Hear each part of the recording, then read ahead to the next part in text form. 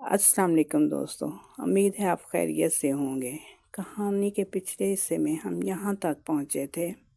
Store से नूर के डरने को घर वालों ने उसका वहम करार दिया। तो आइए दोस्तों कहानी के अगले हिस्से की तरफ। आज चांद की 10 तारीख थी। अस्मा के अब्बू वॉशरूम के लिए उठे। सहन में काफ़ी अंधेरा था। पुरानी तर्ज का वॉशरूम सहन की दाईं तरफ बना हुआ था। वॉशरूम में बैठे हुए उन्हें सहन में खुदाई की आवाज़ सुनाई दी। उन्होंने रोशनदान से सहन में झांका मगर उन्हें कुछ दिखाई न दिया। लेकिन बाहर निकलते ही उन्होंने जो मंजर देखा उन्हें अपनी आंखों पर यकीन न आया। उन्होंने अपनी आंखें मली, कहीं वो नींद में तो नहीं है। लेकिन जो भी था सच था। उनके सहन में एक बड़ा सा अमरूद का दरख्त था। 2 लोग उसके नीचे खड़े थे। एक लंबे से शख्स ने महानूर को पकड़ रखा था और दूसरा खुदाई कर रहा था। लंबे शख्स ने महानूर के गले पे बड़ा सा छुरा रखा हुआ था। उसने छुरा महानूर की गर्दन पर फेर दिया। उनके मुंह से चीख निकली। उन्होंने दौड़कर महानूर को पकड़ लिया। बाप की चीख की आवाज़ सुनकर अस्मा कमरे से बाहर निकलती है। उसने देखा 2 आदमियों ने इसके बाप को पकड़ रखा है। उन्होंने इसके बाप की गर्दन मरोड़ दी। इसकी आंखों के सामने ही इसके बाप का जिस्म ढीला पड़ गया और उसकी रूह परवास कर गई। ये शैतानी खेल सांबा ने शुरू किया था। चांद की रोशनी इन आगज़ादों के छुरे वाज़ह कर गई। इनके चेहरों पर वहशत सुलग रही थी, जिसकी ताब न लाते हुए अस्मा बरामदे में ढेर हो गई। वो फूटने ही वाली थी जब अस्मा की माँ की आंख खुली। इसने बरामदे में अपनी बेटी को बेहोश पाया मगर सहन की तरफ इसकी तवज्जो न गई। अम्मा ने अस्मा को होश दिलाया। अस्मा कुछ देर तो गुमसुम रही। अचानक इसे कुछ याद आया। अम्मा क्या बोली क्या नहीं, इसे कुछ नहीं सुनाई दिया। वो सहन की तरफ दौड़ी। बाप की लाश को देखकर माँ को ज़ोर ज़ोर से पुकारने लगी। इसकी माँ जब सहन में आई तो इसे मालूम हुआ कि रात इनके घर में क्या क़यामत आन पड़ी है। सुबह का उजाला इनके घर को रोशन कर गया। कुछ ही देर में सारा मोहल्ला इनके घर में मौजूद था। महानूर भी शोर की आवाज़ सुनकर बाहर निकली। कुछ ही देर में सारा मामला इसके कच्चे ज़हन पर नक्श हो चुका था। इसके नाना इन्हें छोड़कर चले गए थे। इसके नाना की आखिरी रसूमात में मोहल्ले वालों ने इनकी मदद की। इसकी माँ और नानी तो रो रो कर नढाल हो गई थी। कल तक इनका हंसता बसता घर आज सोग में डूब गया था। नमाज ज़ोहर अदा करने के बाद अस्मा ने हस्बे मामूल सूरत बकरा पानी पर दम करके उसका छिड़काव घर की दीवारों पर किया।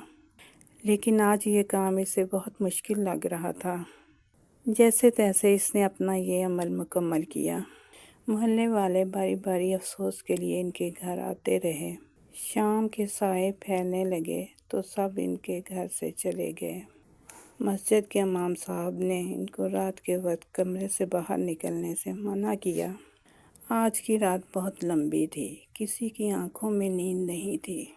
महानूर को तेज़ बुखार हो गया था। रात के जाने किसी पहर दोनों माँ बेटियाँ रोते रोते उनकी आंख लग गई। आधी रात में महानूर पानी पीने के लिए उठी।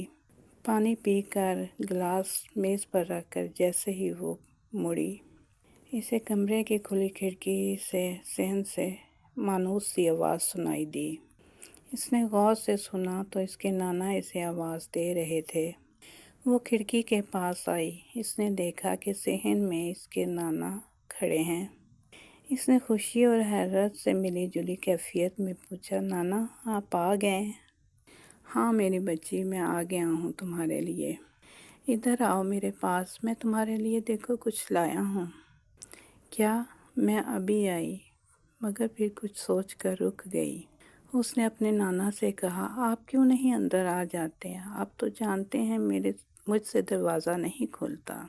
इसके नाना ऐसे कहते हैं, बेटी तुम खुद ही कोशिश करो। मुझे बहुत तकलीफ़ है, मैं अंदर नहीं आ सकता। और देखो अपनी माँ और नानी को मत जगाना, वो बहुत थकी हुई हैं। انہیں سونے دینا۔ ماہنور نے کمرے میں ادھر ادھر دیکھا، اسے کچھ دکھائی نہیں دے رہا تھا جس پر چڑھ کر وہ دروازہ کھولے۔ آخر کمرے کے کونے میں اسے ایک چھوٹی سی میز پڑی دکھائی دی۔ اس نے اسے اٹھایا اور دروازے کے پاس رکھا اور اوپر چڑھ کر دروازہ کھولنے لگی، لیکن جیسے ہی اس نے کنڈی کو ہاتھ لگایا تو اس کا بیلنس خراب ہو گیا اور میز الٹ گئی اور وہ نیچے جا گری۔ گرنے کی آواز سن کر اس کی ماں اور نانی دونوں اٹھ کر بیٹھ گئیں۔ اسما نے کہا، کیا ہوا ماہنور، تم ادھر کیا کر رہی ہو؟ اور یہ میز؟ ماہنور نے باہر کی طرف اشارہ کرتے ہوئے کہا، امی، صحن میں نانا آئے ہیں، وہ مجھے بلا رہے تھے، اسی لیے میں اسٹول پر چڑھ کر دروازہ کھولنے کی کوشش کر رہی تھی اور گر پڑی۔ اسما نے اسے پیار سے اپنے ساتھ بھینچ لیا اور کہا، بیٹا اب وہ اس دنیا میں نہیں ہیں، وہ نہیں آ سکتے۔ اس نے ماں سے کہا، امی آپ باہر دروازہ کھول کر تو دیکھیں، وہ صحن میں کھڑے ہیں۔ اسما نے صحن میں جھانکا مگر اسے کچھ دکھائی نہیں دیا۔ ماہنور نے ساری بات ماں کو بتائی کہ کس طرح وہ پانی پینے کے لیے اٹھی اور اس کے نانا نے آواز دی۔ اسما جانتی تھی کہ اس کی بیٹی جھوٹ نہیں بولتی۔ وہ سمجھ گئی سورۃ البقرہ کے ورد والے پانی کا ہی اثر تھا کہ جو بھی تھا وہ کمرے میں داخل نہیں ہو سکا۔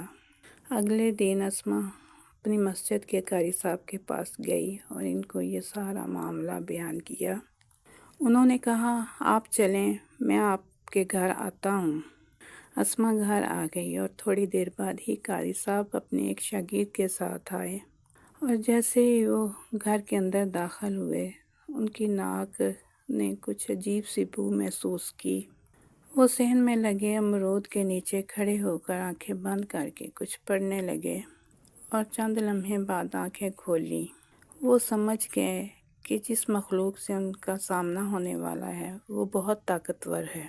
وہ جلد ہی ان کے گھر سے باہر نکل گئے اور یہ کہتے گئے کہ سورۃ البقرہ والا پانی دیواروں پر چھڑکتی رہیں اور رات کے وقت کمرے سے باہر مت آئیں، اور زیادہ پریشان ہونے کی ضرورت نہیں ہے، میں آپ کی پریشانی کا حل ضرور نکالوں گا۔ اگلے دن وہ اپنے ساتھ بڑے امام صاحب کو لے کر آئے جو بہت پہنچے ہوئے عالم تھے۔